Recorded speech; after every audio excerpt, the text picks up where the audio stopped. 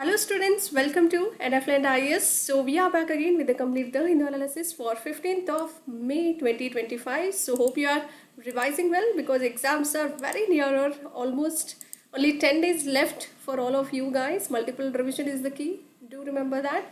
And if you have any queries to ask to your Pooja Chimkod ma'am, then you can directly ask through a mail ID called as nflintis2025@gmail.com. Try to remember. And let's start dive into today's first important article, the most important BSF. It is very important from the UPSC perspective. So BSF stands for Border Security Force, which constable detained by Pakistan Rangers have been released. So recently, those who are some police force has been taken into custody by the Pakistani people, army people. So now all those Indians were released recently, that is yesterday itself. So that is how it was in today's newspaper. So if we speak more about BSF, that is not at all required for our UPSC exam. What is BSF? UPSC is more into or asking or interested towards BSF, Border Security Force. It is one of the primary paramilitary forces in India, and it also plays a very crucial role in guarding India's land borders and during the peacetime especially, and prevents transnational crimes as well. So motto is duty on to death. Try to remember. Here is the image. Established in the year 1965, 1st of December, formed right after the Indo-Pak War, which has happened in the year 1965 altogether. Founder is Khusro Farahmurz Rustamji sir, who was the first Director General of Border Security Force.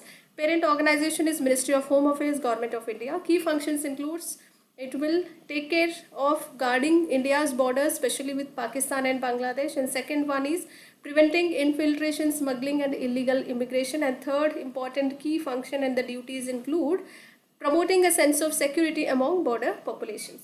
Try to remember. ಇತ್ತೀಚೆಗೆ Pakistan rangers ಬಂಧಿಸಿದ್ದಂತಹ ಗಡಿ ಭದ್ರತಾ ಪಡೆ BSF ಅಂತ ಕರೆಯಲಾಗುತ್ತೆ. So ಕಾನ್ಸ್ಟೇಬಲನ್ನು ಬಿಡುಗಡೆ ಮಾಡಲಾಗಿದೆ. So ಅದಕ್ಕೆ ಇದು ಸುದ್ದಿಯಲ್ಲಿ ಇರುವಂಥದ್ದು. BSF ಬಗ್ಗೆ ಇನ್ನೂ BSF ಕುರಿತು ನಾವು ಇನ್ನೂ ಓದುವಂತಹ ವಿಷಯಗಳು, ಅಭ್ಯಾಸ ಮಾಡುವಂಥ ವಿಷಯಗಳು ನೋಡೋದಾದರೆ, ಭಾರತದ ಪ್ರಾಥಮಿಕ ಅರೆ ಸೈನಿಕ ಪಡೆಗಳಲ್ಲಿ ಒಂದಾಗಿದ್ದು ಶಾಂತಿ ಕಾಲದಲ್ಲಿ ಭಾರತದ ಭೂಗಡಿಗಳನ್ನು ಕಾಪಾಡುವಲ್ಲಿ ಮತ್ತು ಅಂತಾರಾಷ್ಟ್ರೀಯ ಅಪರಾಧಗಳನ್ನು ತಡೆಗಟ್ಟುವಲ್ಲೂ ಸಹ ನಿರ್ಣಾಯಕ ಪಾತ್ರ ವಹಿಸುವಂತಹ ಒಂದು ಫೋರ್ಸು ಅಥವಾ ಪಡೆ ಅಂತಲೇ ಹೇಳ್ಬೋದು. ಸೊ ಧ್ಯೇಯವಾಕ್ಯ ನೋಡೋದಾದರೆ, ಮರಣದವರೆಗಿನ ಒಂದು ಕರ್ತವ್ಯವನ್ನು ಸೇವೆಯನ್ನು ಸಲ್ಲಿಸುವಂತಹ ಒಂದು ಮುಖ್ಯವಾದಂತಹ ಧ್ಯೇಯವನ್ನು ಹೊಂದಿರುವಂಥದ್ದು. ಸ್ಥಾಪನೆ ಆಗಿರುತ್ತೆ 1965 1ನೇ ಡಿಸೆಂಬರ್ ಅಂದು. ಇಂಡೋಪಾಕ್ ಯುದ್ಧದ ನಂತರ ರೂಪುಗೊಂಡಿರುವಂತಹ ಒಂದು ಪಡೆ ಯಾವುದದು? ಗಡಿ ಭದ್ರತಾ ಪಡೆ ಅಂತ ಕರಿತೀವಿ. ಅದೇ ಥರ ಪೋಷಕ ಸಂಸ್ಥೆ ಗೃಹ ಸಚಿವಾಲಯ ಭಾರತ ಸರ್ಕಾರದ್ದು. ಪ್ರಮುಖ ಕಾರ್ಯಗಳು ನೋಡೋದಾದರೆ, ಮೊದಲನೇದು ಪಾಕಿಸ್ತಾನ ಮತ್ತು ಬಾಂಗ್ಲಾದೇಶದೊಂದಿಗೆ ಭಾರತದ ಗಡಿಗಳನ್ನು ಕಾಪಾಡುವಂಥದ್ದು, ಒಳನುಸುಳುವಿಕೆ ಆಗಿರ್ಬೋದು, ಕಳ್ಳ ಸಾಗಣೆ ಮತ್ತು ಅಕ್ರಮ ವಲಸೆಯನ್ನು ತಡೆಗಟ್ಟುವಂತಹ ಕೆಲಸ ಮಾಡುವಂಥದ್ದು. ಗಡಿ ಜನಸಂಖ್ಯೆಯಲ್ಲೂ ಕೂಡ ಭದ್ರತೆಯ ಪ್ರಜ್ಞೆಯನ್ನು ಉತ್ತೇಜಿಸುವಂತಹ ಕೆಲಸ ಕಾರ್ಯವೈಖರಿ ನಡೆಸಲಾಗುತ್ತೆ. ಯಾವುದು? ಗಡಿ ಭದ್ರತಾ ಪಡೆ. So this is what about BSF. And ನಾವು if you move on to justice B.R. Gawai sir, who became a new Chief Justice of India. He is 52nd Chief Justice of India. Try to remember. Justice BR stands for Bhushan Ramkrishna Gawai sir, who takes over as Chief Justice of India. Try to remember. ನ್ಯಾಯಮೂರ್ತಿ BR Gawai ಅವರು 52ನೇ CJI ಆಗಿ ಅಧಿಕಾರ ವಹಿಸ್ಕೊಳ್ತಾರೆ. So ಇವರ ಪೂರ್ತಿ ಹೆಸರು ನ್ಯಾಯಮೂರ್ತಿ ಭೂಷಣ್ ರಾಮಕೃಷ್ಣ ಗವಾಯಿ ಅಂತ.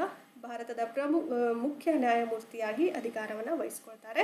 ಅದೇ ಥರ justice Gavai sir, he was sworn in by president Droupadi Murmu ma'am as the 52nd Chief Justice of India at Rashtrapati Bhavan. Try to remember. Very factual in nature. Rashtrapati ಭವನದಲ್ಲಿ ಭಾರತದ 52ನೇ ಮುಖ್ಯ ನ್ಯಾಯಮೂರ್ತಿಯಾಗಿ ರಾಷ್ಟ್ರಪತಿ ದ್ರೌಪದಿ ಮುರ್ಮು ಅವರು ನ್ಯಾಯಮೂರ್ತಿ ಗವಾಯಿ ಅವರಿಗೆ ಪ್ರಮಾಣ ವಚನ ಬೋಧಿಸ್ತಾರೆ.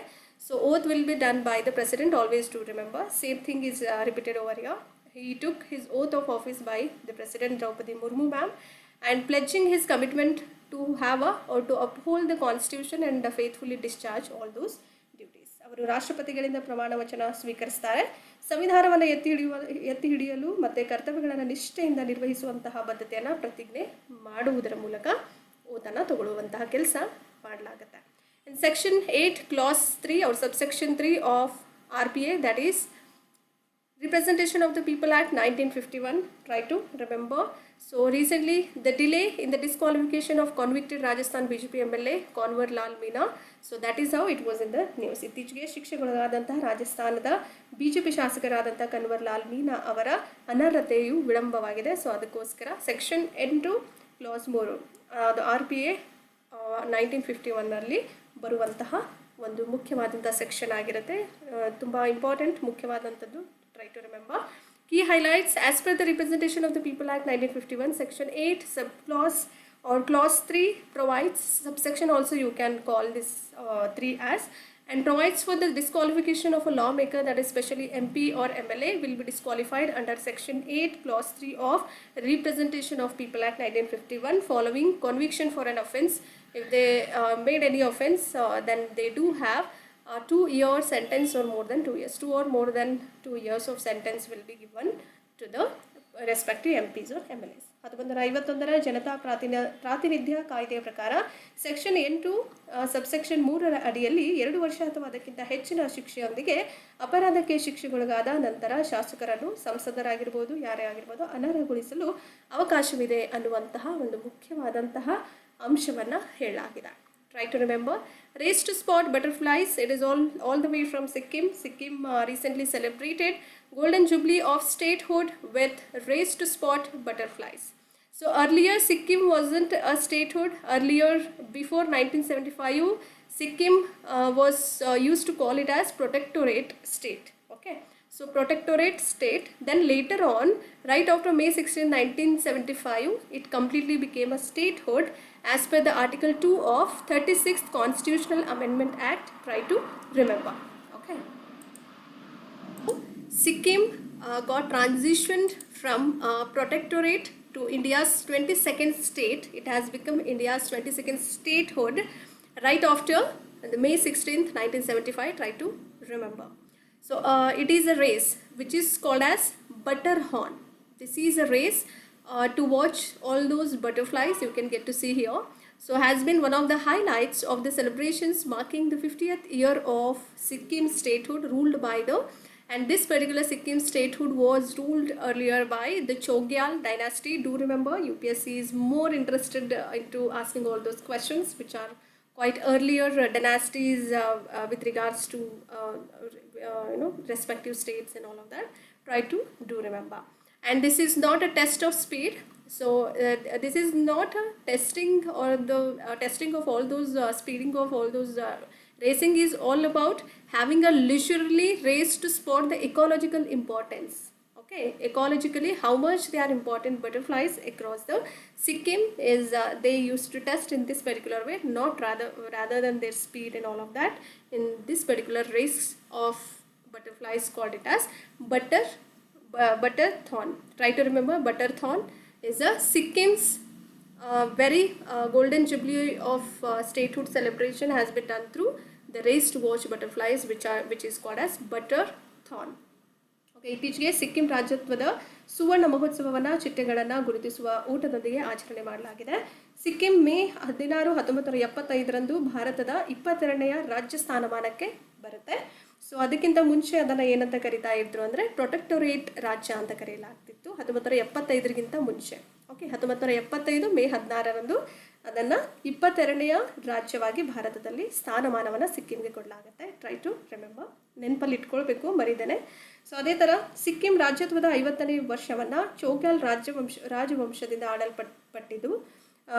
ಆವಾಗ ಗುರುತಿಸುವಂತಹ ಈ 50ನೇ ವರ್ಷವನ್ನು ಗುರುತಿಸುವಂತಹ ಆಚರಣೆಗಳ ಪ್ರಮುಖ ಅಂಶಗಳಲ್ಲಿ ಬಟರ್ಥಾನ್ ಎಂಬ ಹೆಸರಿನ ಚಿಟ್ಟೆಗಳನ್ನು ವೀಕ್ಷಿಸುವ ಓಟವು ಒಂದು ಮುಖ್ಯವಾದಂತಹ, ವೀಕ್ಷಕರಿಗೆ ಅದೊಂದು ನೋಡೋದೇ ಚಂದ ಅಲ್ವಾ.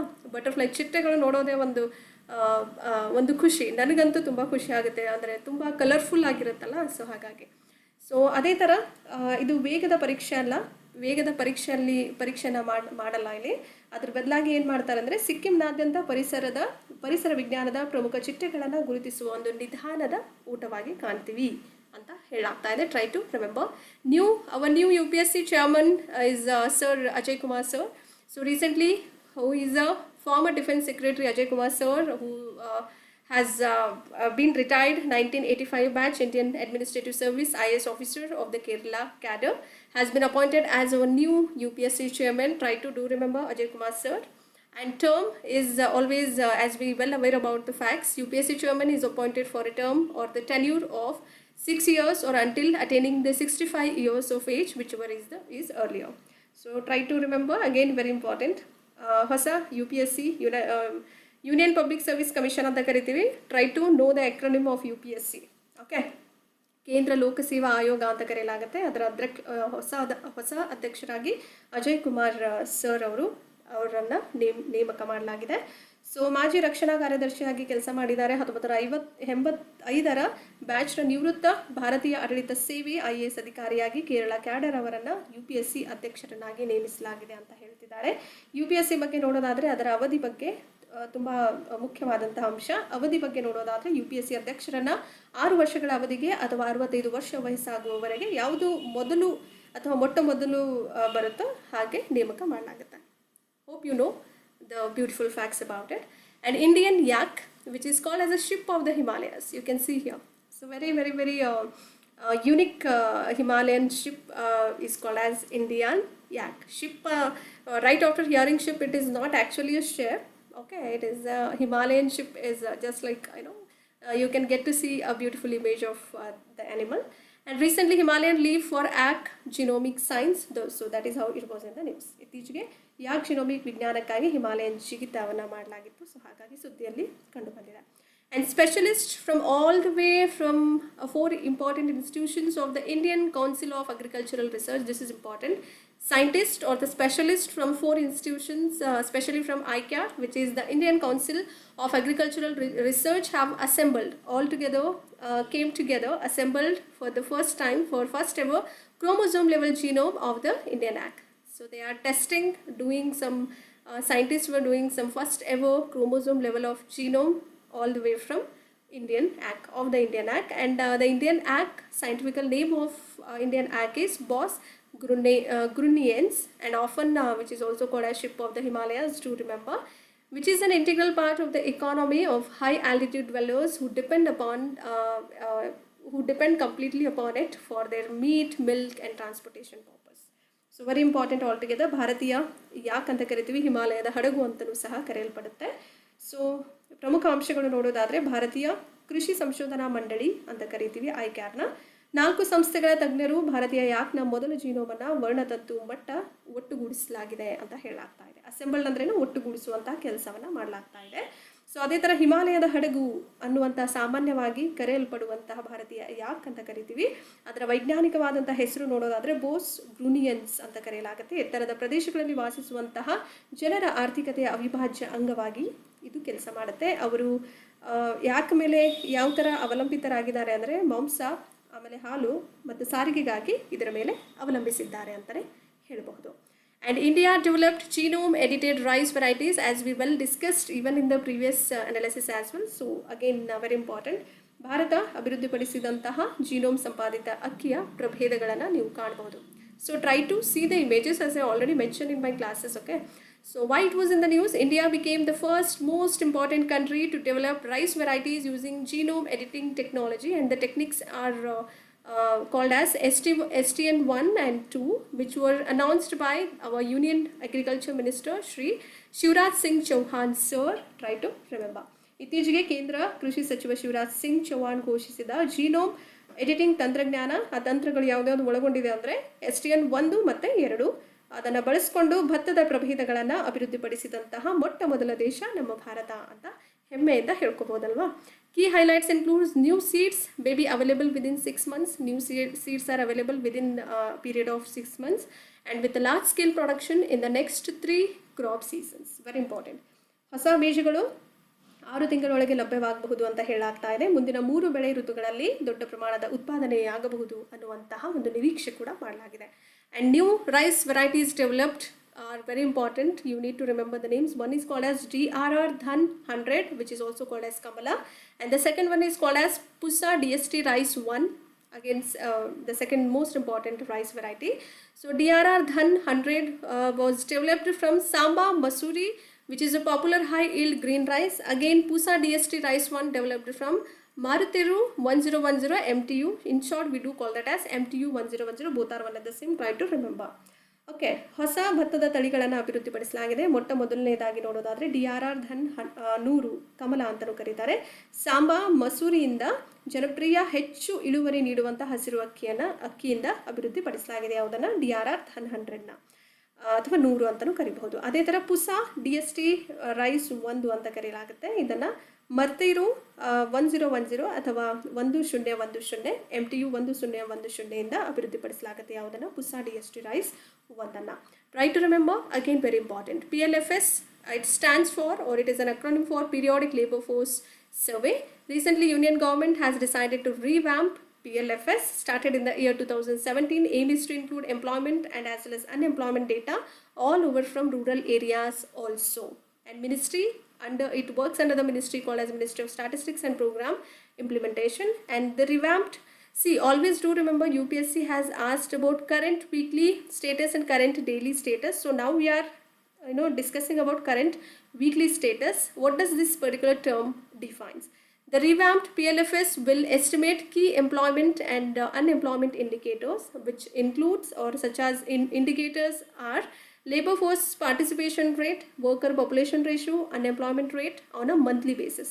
It will be on a monthly basis for rural and urban areas at all India level in the current weekly status. So try to remember what is current weekly status. You have to have a brief knowledge about it. So try to remember, do not skip this whole definition and the understanding of what is this current weekly status is all about. It is a key factor of employment and unemployment indicators, which includes labor force participation rate, worker population ratio, unemployment rate, which will be done on the monthly basis for both rural and as well as urban areas at all India level. That is called as current weekly status. Try to remember.